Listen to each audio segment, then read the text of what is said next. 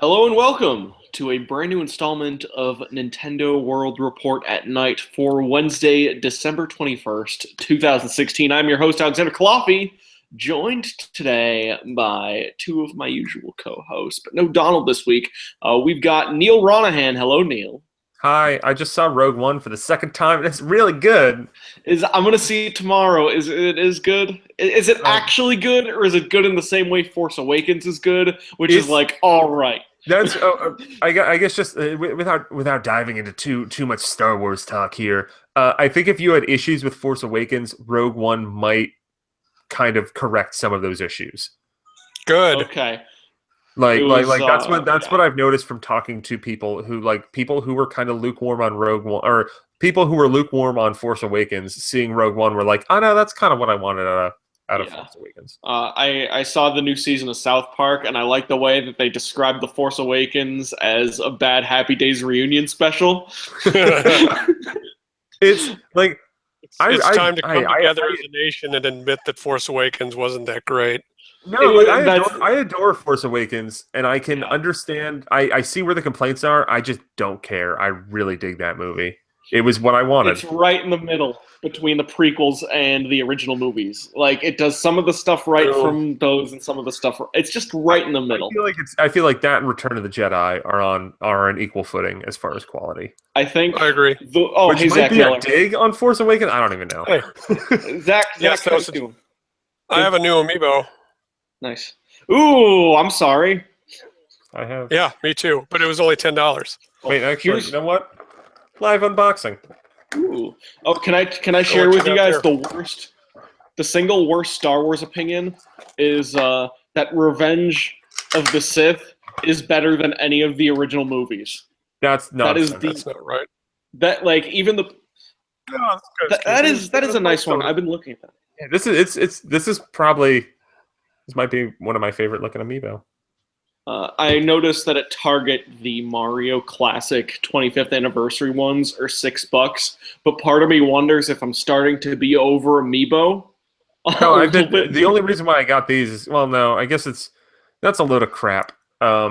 Because I bought all 3 of the Zelda Amiibo, or I guess all 4, and I also got like Waluigi and Boo. So it's not to be like, oh, I'm not really caring about Amiibo too much, but it's more that, like, I'm not worrying about getting them as much. I'll go into a store, or like if I think about it, I'll be like, oh, I'll pre-order that on Amazon. It's not a desire. It's more of a just like, yeah, I'll get that thing. When I think about how much I wanted the Duck Hunt dog before it came out, and when I think about how much fucking dust is on the Duck Hunt dog in my room right now, I can look at mine. I think I can't see it. I don't regret buying it, but I also feel like I'm starting to be over the whole Amiibo thing until Nintendo makes the next generation of Amiibo, and it's even better, which I wonder if they're going to do a next generation of Amiibo. I mean, it's called like the Guardian one that's going to move from Breath of the Wild. Ooh, that is kind of neat. They also have the Monster Hunter one. Yeah, oh man, those Monster Hunter stories called Amiibo Giants. Awesome. Yeah, Amiibo Giants, then Amiibo Swap Force. Supercharged. Yeah, Amiibo Imaginators, where you create your own Amiibo. Except there's going to be like 2 Skylanders Amiibos this time based on Spyro. On any of the recent episodes that I missed, did we talk about how like Skylanders is totally boned? No. Yeah, they're starting to clear them off All right, here.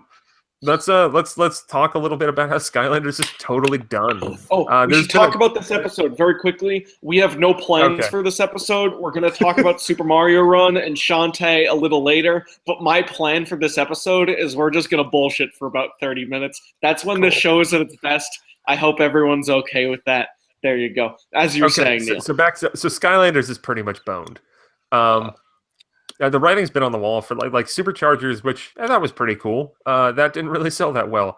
Imaginators, from what I've heard, well, also a game that was pretty cool. I don't think Imaginators really sold well at all. Like really bad. And there's all sorts of rumors and stuff that I've caught wind of some of this stuff too. That it seems like Toys for Bob, the main developer of Skylanders, like they're done. Like I think. Like by the new year, Toys for Bob is going to be shut down, which is really sad. Shit. Like They do good work. I think the Skylanders games are really well done. And it's a bummer that they're dying. Like, I can't fault Activision for dropping the hammer on them, because if they're not selling, they're not selling. What are you going to do? And I think as far as like other fallout from that, I think Vicarious Visions, and this is like stuff that's been kind of announced. Vicarious Visions is going to be working on Destiny. I think Activision's. Yeah. Vicarious Visions is going to be one of like the 3 teams helping out with Destiny. They're also finishing up those Crash Bandicoot remasters. Oh yeah, they're getting unnecessary amounts of hate. Yeah. But I think Activision's on the verge of going through some serious shit, because basically the only thing that's, I think, like successful is Call of Duty, and Call of Duty's on a decline. Yeah. Destiny, I think a lot. We're gonna find out a lot about what like how long Destiny will truly last when Destiny 2 comes out. I think that's supposed to be next year, because the word that I've heard is that attachment for the newest expansion, the one that came out, I think in like September, wasn't too hot. Yeah, but that was kind of that seemed Rise like of the Iron. I think Destiny 2 was supposed to be out this year, and it got delayed or something along those lines. But yeah, no, I mean it's gonna be weird, because Activision a couple of years ago was like Skylanders and Call of Duty, and it's crazy. And now it's like everything sucks. Yeah, I'm optimistic about Destiny 2. I'm not optimistic about Call of Duty, because it seems like, except where can they go from here? Well, not only that, all their best staff went to Respawn. Yeah. Ooh. Well, no. For Call of Duty, I think next year is going to be a Sledgehammer Games year. Since Sledgehammer made the best Call of Duty of the last 3 years. Yeah, that's when, like, I think I was reading something kind of recently about speculate. I don't know if it was like informed speculation or just speculation about how Sledgehammer's got the next year's Call of Duty, and how that might be like Activision's like kind of big, might be a final hurrah, but just kind of like they're going to put a lot into it, because Sledgehammer has some talent. It's those ex-Visceral guys that made the first Dead Space. I think, I mean, I don't play a lot of the Call of Duty games. I'm interested in them from they were at one point the biggest damn games in the entire industry. Yep. But yeah, I mean, so you played the Sledgehammer Call of Duty game? I guess was that Advanced Warfare?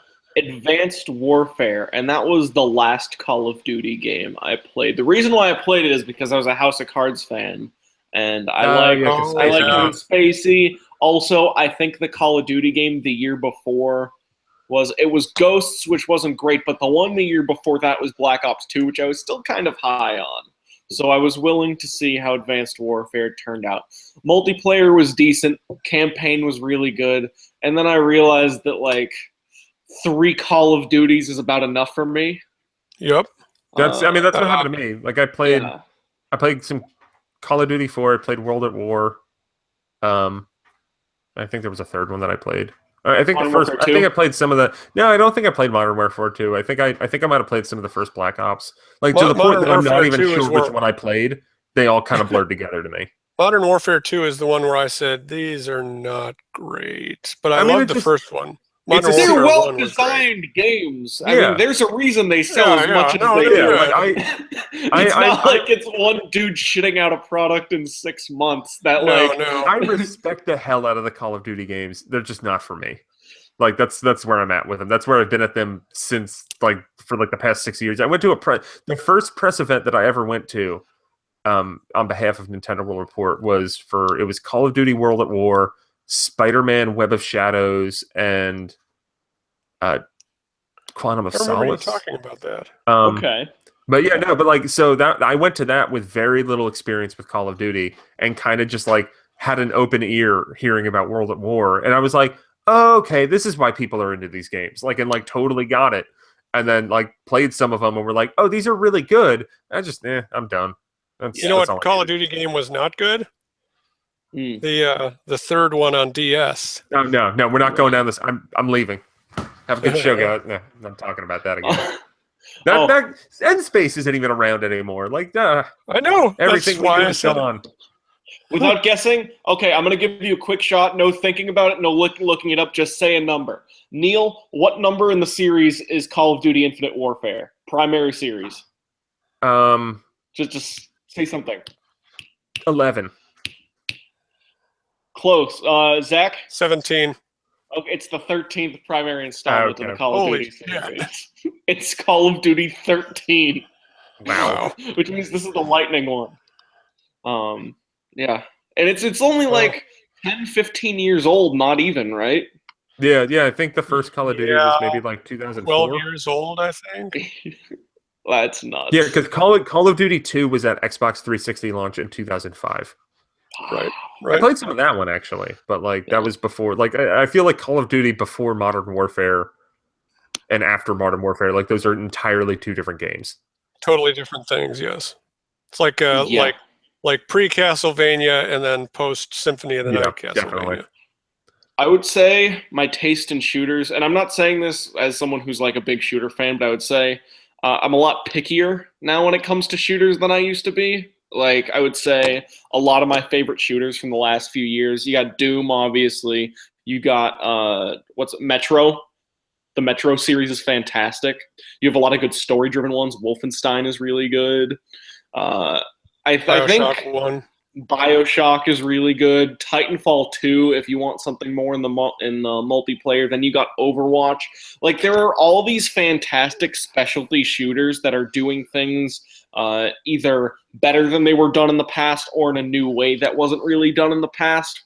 And the idea of playing a Call of Duty game to me in 2016 that doesn't have that much new to offer for Call of Duty that brings it up to the same par as, say, Titanfall 2, where you got all these fluid wall runs and the mechs and the double jumps that make it feel like an arena shooter. I just don't think it really competes qualitatively, even if it competes financially still. Well, I think that's why they keep doing weird, increasingly sci-fi games with this settings with the series, is because they know the core gameplay does not change. Yeah. Right. Yeah.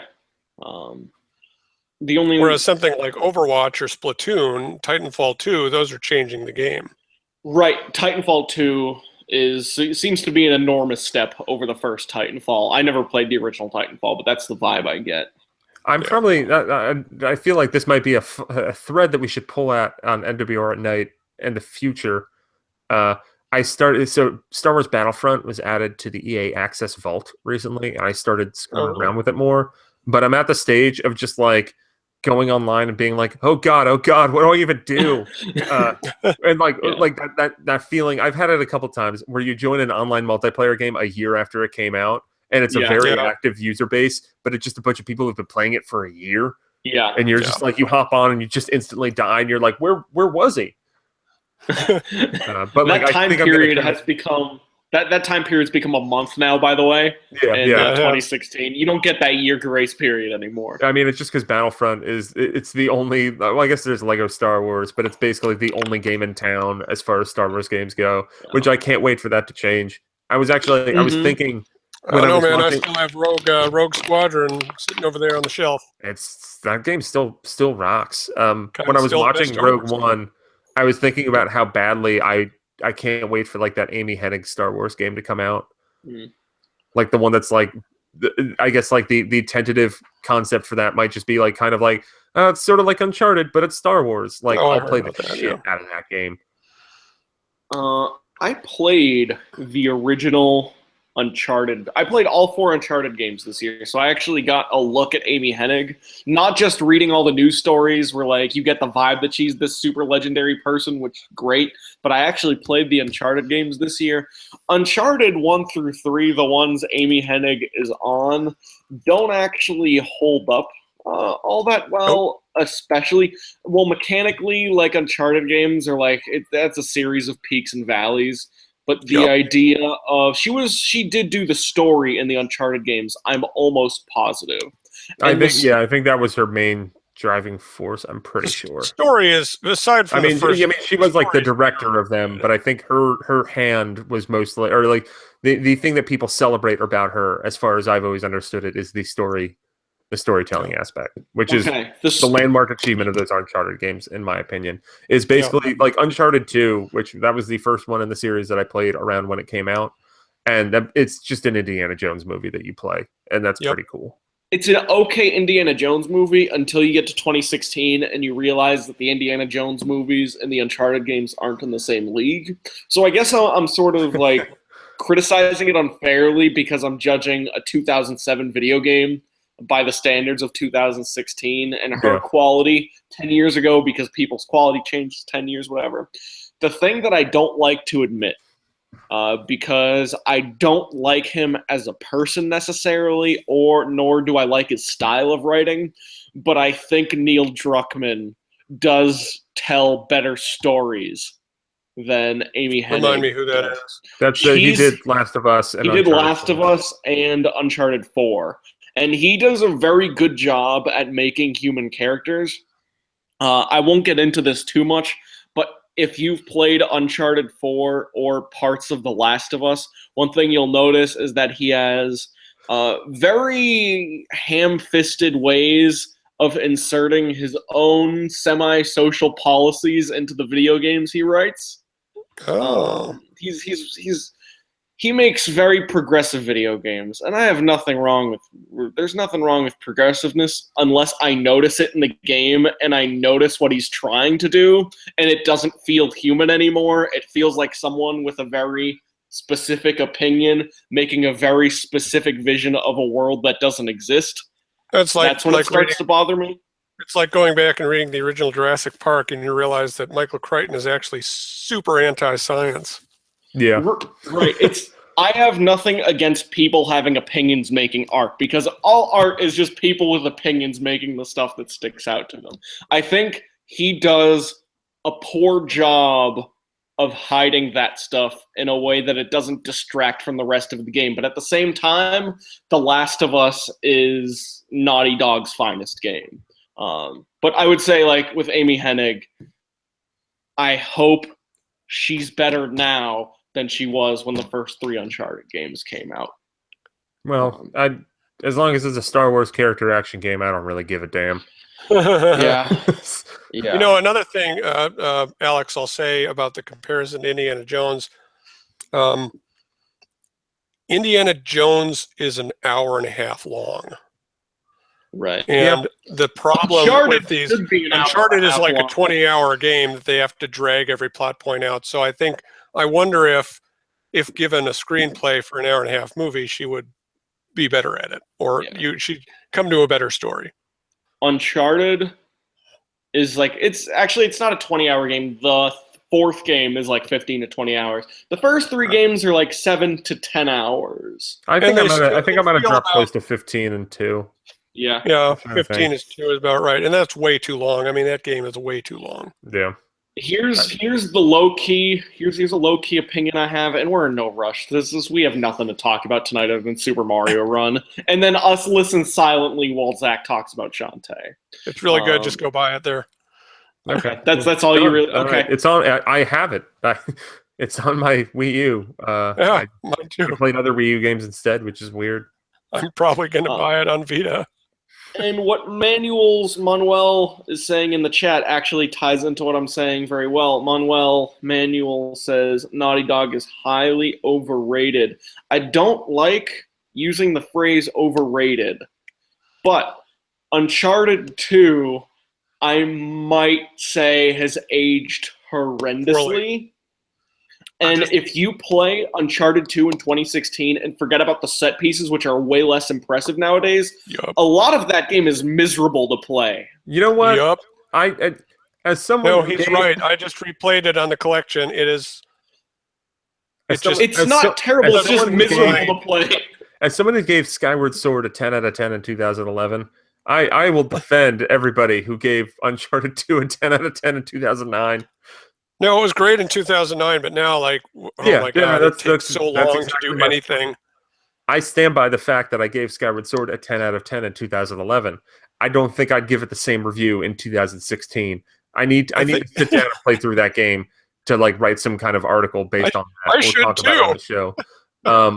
But no, I could totally see that with Uncharted 2. But like when I played it in 2009, it was really great. And that's probably part of the reason why when I played Uncharted 3, I think when it was on PlayStation Plus a couple years after it came out, and I like put a couple hours into it and was just kind of like, I'm not really into this anymore. But like I like devoured Uncharted 2 when I got it like a month after it came out and just loved the shit out of that game. Don't really have any interest to revisit it, but I have good memories. Keep that memory alive. Uncharted 3, believe it or not, and Zach, you might be able to back me up because you might have played it too this year. I played about half of it. Uncharted 3 is probably the best of the 3 games in the original trilogy by 2016 standards, I think. I mean, yes. I'm not saying it's I don't know. That's like I feel like that's cheating because, like, yes, the one that came out most recently is the one that's up to the modern day standards. Right. Yeah, maybe it is cheating, and that's the thing. It still has story issues, but it's still a series that's obsessed with set pieces.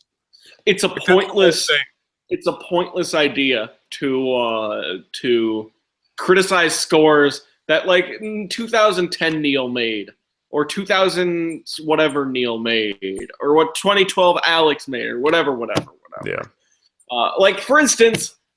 If we really looked at every game by 2016 standards, imagine if the original Super Mario Brothers, if it had never came out and it was released in 2016 as a $60 on-disc game. Well, people would be like, "What the fuck is this?" You know what? I almost want to like write a movie on that alternate reality because then you'd have to go back and just like remove every game that was inspired by Super Mario Brothers. There would be no video games.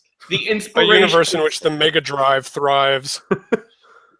The inspiration from that Super Mario Brothers Alex Kidd Run is really interesting. That's what we'd be at right now. There was a tweet from Jeff Gersman once, which was like, imagine if Donkey Kong 3 was the game that got Nintendo huge.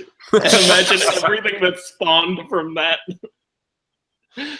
It's like that's with the NES Classic. What stood out to me too much is that there's very much like just in platforming, there is a delineation between like pre-Super Mario Brothers and post-Super Mario Brothers. Yeah. Because before Super Mario Brothers, no one knew how the fuck to jump. Yeah. Like jumping is horrible in every game that came out before Super Mario Brothers. And for some reason, like they're just like, oh no, we figured it out. And then every game after Super Mario Brothers, for the most part, and there's exceptions, of course, like jumping makes sense. There's a logic behind it. But before like Ice Climbers, original Mario Brothers, Donkey Kong, like jumping's so weird.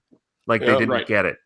I mean, all old art. Well, I think art in general, including games, like context is way more important than we give credit to it sometimes. Yeah. Because I think if everything Mario inspired still happened, but the original Super Mario Brothers didn't come out, and it was released as a new release game with no explanation in 2016, it would not review well at all, justifiably so.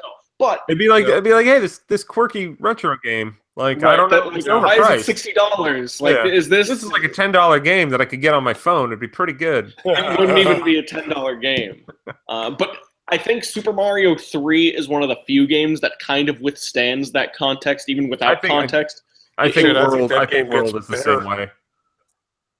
In Super Mario World, I would say Super Mario 3 and World are damn near perfect games in a lot of ways. But in 30 years, I think Super Mario Brothers 3 is still going to require the same context. Not because the game quality changed, but because people's frame of reference for what video games are supposed to be is going to be so different. Oh, true. That like presenting a 2D platformer that doesn't have the platforming advancements that 2040 is going to have, people's minds will break and they'll be like, what is this? You can only move in 2 directions? I think Nintendo will still be charging $5 for that old-ass 70-year-old game. Yeah. RK says, I have no problem with social issues being addressed in games. It's when developers get heavy-handed and begin to shove ideas down a player's throat that it starts to bother me. And I agree with that, because I think when it gets heavy-handed, it starts to feel a little bit like propaganda, no matter how noble the cause may be. And once I start to look at something as like it has too much of a statement that gets in the way of everything else. Well, then you start to focus on that and you stop paying attention to the story. I start to resent it a little bit. And it's not just stuff that I agree with or stuff that like I would disagree with, which is not necessarily the case with these video game social issues. If there was a game that 100% I agreed with, but I did it in the same heavy-handed way, I would start to think that they were like patronizing my viewpoints that were built on my own experiences. I don't know. I don't like talking about the politics directly, but I think the context of politics, just as a general subject, is very interesting in video games. Here's my recommendation: go back and read Jurassic Park. Is it read? I never read it. I never read it. You should read it. It's a good read. It's hard to read now for somebody who likes the movie a lot, but I think what the movie's better than I say the book, that very clearly. Oh yeah, of course it is. But I say that, Alex, because it's a book I read recently, and I came to the same conclusion you did about The Last of Us, where Michael Crichton's voice is so prominent. Yeah. It's like he is Ian Malcolm in that book, and it's noise. It pissed me off. Anyway, we can move on. I didn't want to hammer that home. I'm going to read some things. TRBR. Read any Crichton, Andromeda, Strange Sphere. It's all science run amok shit, which is an opinion he has. Yeah, it is. Science run amok, and we shouldn't mess with nature, shit like that. Cherry Goblin. Alternate reality where PSP sold the DS, which I would actually be okay with. Because I wouldn't want to live in that future, but I would want to visit that future just to like on vacation. Like I want to see.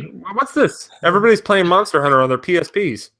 I want to see a version of the Vita that got super successful and got picked up massively. I just want to see what that game library looks like. Like I bet we would have GTA 4 stories and GTA 5 stories on that thing.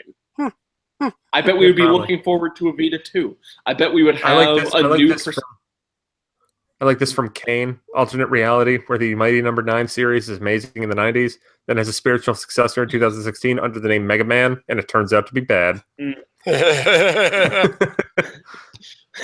Third Rate Minion, Alex Kidd Run, which I enjoy. I would be willing for an Alex Kidd reboot that like takes modern platforming into consideration and is made by a team that really cares about Alex Kidd but is also very competent at platforming. Well, like if as long as they keep the Rochambeau, Rochambeauing, they have like to keep. That's what Alex Kidd is to me. It's just like, all right, it's a boss fight. Now play rock paper scissors. You know what they need to do? They need to do the Fire Emblem thing, where they give you the classic and the new mode, where if you want to play the game correctly, you could play Alex Kidd Classic.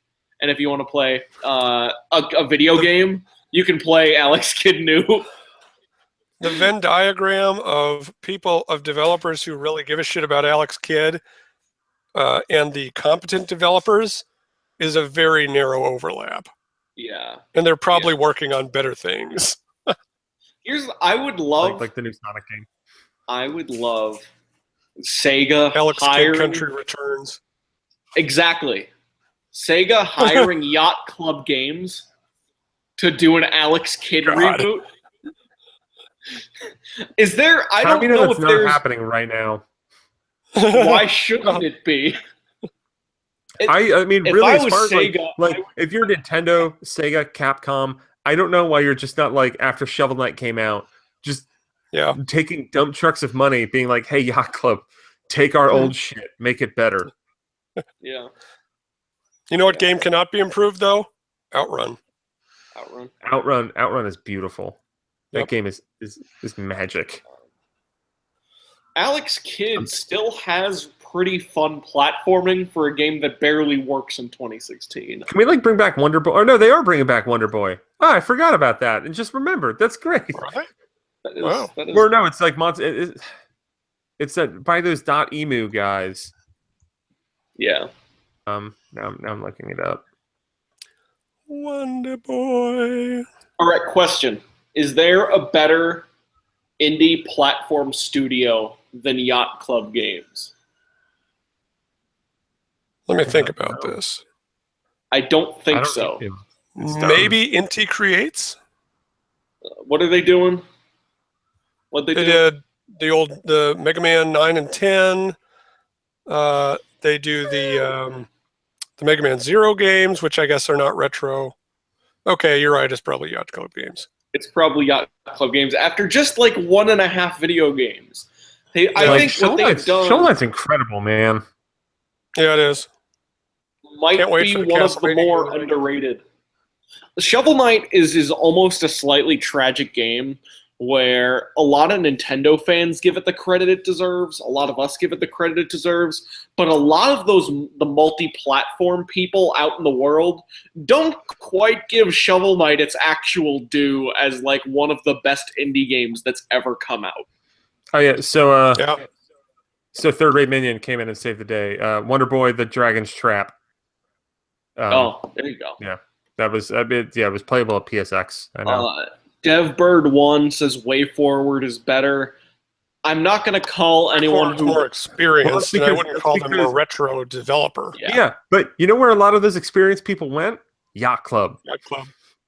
Yeah, and you know what's a better game than any game Way Forward has probably ever made? Shovel Knight. Aw.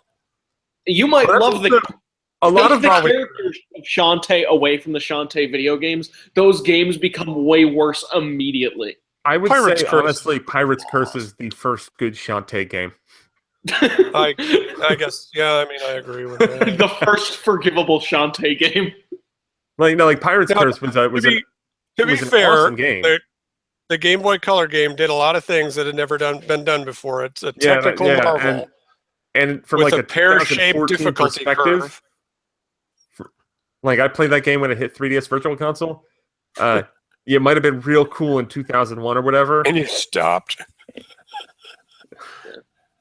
I'm looking I agree. Pirate's Curse is the first unquestionably good Shantae game.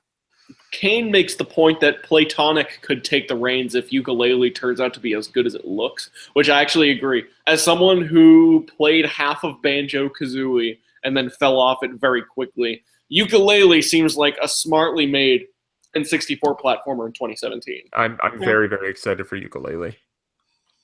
Yeah. You're getting it on the Switch? Yeah. I mean, I'll probably get whatever it's out on first. Yeah. Yeah. Yeah. I mean, yeah, PS4, Xbox One, PC, whatever. Yeah. We should talk about Super Mario Run a little bit, because we've actually had a decent 40-minute show of talking about... Wait, let me see. What are we at? 32 minutes of talking about nothing. I like that. A lot of people don't like Super Mario Run, Neal. About half of all users are only giving it 1 star. Even if we take that 1 star, if we take the 1 star nonsense away because it's people who don't understand that it has to be a $10 game, a lot of like people who understand video games and paid the money to buy Super Mario Run are also dissatisfied with the quality of Super Mario Run. And I'm not going to discount their opinions, although I like Super Mario Run a lot. I like Super Mario. Well, I guess I'll put it this way. I think Super Mario Run is absolutely worth $10. I have no problem paying $10 for the content in that game. I think that the World Tour mode is really great. I think it has a crappy ending because it's just I mean, all the other new Super Mario Brothers games. And actually, I started replaying New Super Mario Brothers U today. Really? And that game beats the pants off of Super Mario Run. I like the digestibility of Super Mario Run, but there's part of me that still prefers the more adventuring elements of new Super Mario Brothers games. Yes. Yeah. There are two or three flaws. 3 flaws with Super Mario Run that are actually serious flaws. One, the Toad. When you lose in the Toad mode, what's it called again? Toad Rally. Toad Rally, the punishment is so severely harsh that I stopped playing after 2 or 3 hours, and I will never go back to it unless they seriously improve it. Yeah, they need, in order for me to ever really give a shit about Toad Rally ever again, they need to revamp the structure of how that works. Because it's just one, I have a list of 20 friends. I can't specifically play them in Toad Rally.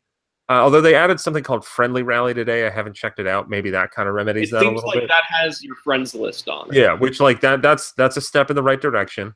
But the fact that you go into Toad Rally and it's maybe one of your friends is out of the 5 that they pick. Other than that, it's just random people like generally around your Toad level.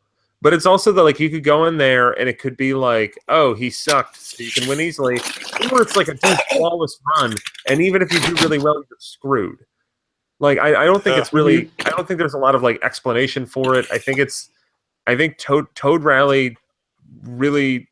I don't like it, and the Kingdom Builder stuff is like neat as a time waster, but not really all that compelling. There are two. The Kingdom mode barely even counts. Two other flaws with the game. One, the ghost houses aren't fun at all. And I hate being the guy who says something in a video game isn't fun. I hate those.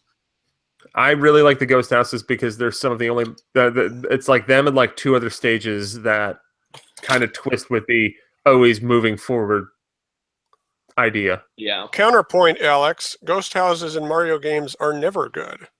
Yeah. And they were smart enough to take out the water levels from this game, but not take out the ghost houses, which are more problematic, I might say. Mario Run's ghost houses are my favorite ghost houses in Mario games. My third problem is that the amount of content in World Tour mode, even considering the coin stuff, especially with the boss fights, it feels like... Remember Super Mario 3D Land, how it had like the 6 worlds and then it had like the other 6 worlds? Or like such and such. Yeah. It's like they only included the first 6 worlds, but they didn't add, but there was even less. They didn't add the second set of levels and there was even less.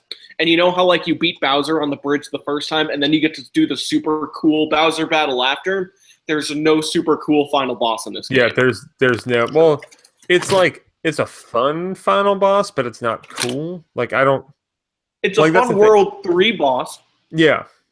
Yeah, like, I feel like I really... And hearing all the stuff from Nintendo about, like, we don't plan to add any substantial content to this game. Really, like, I would pay another couple bucks to get more worlds. Like, I would pay another $10 for more worlds. Yeah. Yeah. It's a good game, though. Third-rate minion asks how long until Nintendo decides to make new content for it, despite saying otherwise. March. March.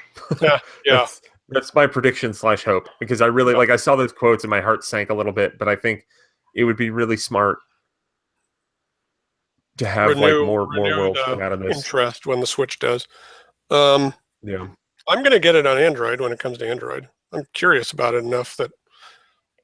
Why not? It's a good game. I'll play it more when it's on Android because right now I'm playing it on my wife's old iPhone. Oh yeah, I'll play it. I'll play it only on Wi-Fi. Yeah.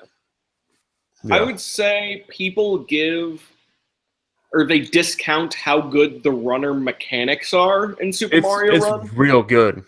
I think it's the best designed mobile runner that's existed so far. I agree, and I played a bunch of them. I know you're really high on Rayman Jungle Run. I'm not high on it. It's just that's the one that I would recommend to people immediately. It is a very good mobile runner game that has actual level design in it. I mean, that's if you like the Rayman Origins Legends game, they have like 4 of these Rayman games out on mobile that are all really good. Yeah, like I think I agree that I think the Rayman I guess Rayman Jungle Run's the first one. There's a couple out there. I think they all have slightly different names. Like Fiesta Run. And like a couple there's also like a free version that you can get. But I messed around and played a lot of runner games on mobile, and the Rayman one definitely stuck out. But I think that Mario Run beats the pants off of it, or maybe it beats when are we gonna get off of Rayman. Yeah. When are we going to get a Super Mario Go? That's when I'll jump on. Hi, Gina. She walked right behind you. Yeah. Neal said hi. It makes me very curious for Fire Emblem, which I read a tweet today. I read a tweet today that said Fire Emblem's going to be the next mobile game they release. It was like a rumor that was like Fire Emblem. This is a little plug. Alex, you should check our Patreon out. And hey, if you're watching this, support Nintendo Report on Patreon, www.patreon.com/NWR. We might have some exclusive rumor talk on there. For patrons that will only exist in there because I don't feel like getting endlessly harassed. Wait, including stuff I just talked about? Yeah.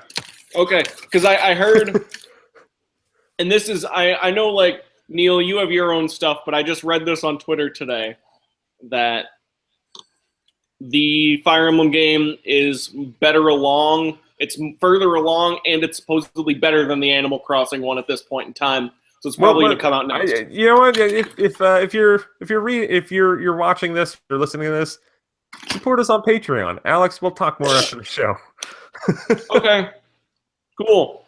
But yeah, I'm sure a lot of the stuff that's out there about the Fire Emblem and the Animal Crossing mobile game, I think it's a lot of the same stuff that I've heard as well. Okay, so patreon.com/NWR. I finally get the message. Support our Patreon. Listen to the podcast. That's all well and dandy. Yeah. Shantae's good. Are we just done? I think Shantae's good. And I'm surprised to say it did not change from the early access. Okay, so I shouldn't talk about my experiences like playing 3D World and New Super Mario Brothers U and Donkey Kong Country Tropical Freeze today. No. Let's make a deal. You don't talk about that stuff, and I won't talk about Final Fantasy 15 more. I like this idea. I think we should go with this. Perfect.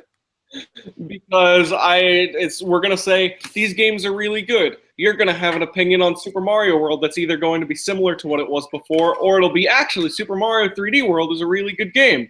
And then I'm gonna say Final Fantasy 15 continues to be the best game of 2016. And then we're gonna go our merry ways, and I'm gonna edit the show, and it'll go up on iTunes in about 3 weeks. I have 3 sentences. New Super Mario Brothers U is very good. Super Mario 3D World. I think I'm higher on it than I was in like the month or 2 haze after it, where I was kind of down on it. And Donkey Kong Country Tropical Freeze is a brilliantly designed game that has horrible controls. Awesome. Okay, I'll do one plug. Matt West reviewed Shantae, but I wrote something that I'm going to post this weekend. Things I like and dislike about it as a hardcore Shantae fan. And that was hard to write. Yeah. And to answer Third Rate Minion's question about did we talk Switch rumors stuff, I don't know. It's probably not going to be as powerful as you guys all might hope it will be. It's just got to be stronger than the Wii U to some slightly noticeable extent. That's all I need. That's all I need. Which is like better than PS3. That's all I really need. Whoever's like crumpling up paper in front of their microphone stuff. It's me. My bad. That's me. I got like my sister had frozen pizza earlier. Oh, okay. And she never touched it, which means I've been like sort of absorbing it slowly. I've noticed. Yeah. I've been a poor host for certain moments on the show. I sincerely apologize. Yeah, it's the holidays. It's the holidays. Patreon.com/NWR. That's our show for this week. We had very little to talk about, which makes me very impressed that we were able to actually have a solidly full-length show. Cheap. Cheap. Yeah, there you go. Z-Miller 1902, Enron 10, Calafia. Listen to the show on iTunes. Look up Nintendo News Report. Look at the bootleg CNN logo. Actually, I have one last story I want to talk about, which is, and it's an Alex story, but it is actually genuinely interesting. I just want to tell you guys, have you guys heard about this whole Pokemon Prism business? Yes. The fan game that got pulled? Not just pulled. The game was finished, had a launch trailer, was ready to release, was in development for 8 years, got a cease and desist right before it was about to come out, and then was canceled. Which I don't have a negative opinion on Nintendo or on this guy, or I'm going to say you should have known better, or of course this is going to happen, of course Nintendo's going to do it. It just sucks. That's just the opinion on it. It's kind of a dick move to wait until they're about to release it, I will say that. What I would have done, and I'm never going to do this because I'm never going to have the talent to release a full Pokemon fan hack, but the smarter thing to do, I'm not going to say anything because I'm representing a website. So I'm not going to have an opinion on the smart way to release a copyright-breaking Nintendo the views hack. Expressed on don't announce like News you're Report. like, here's a teaser trailer and here's our release date. Just maybe don't do that next time. That's what I was going to say. Okay. Enron 10, C. Miller 1902, Kulafi A, Patreon.com/NWR, Nintendo News Report on iTunes. Have a good night. Bye-bye. Bye. Happy holidays.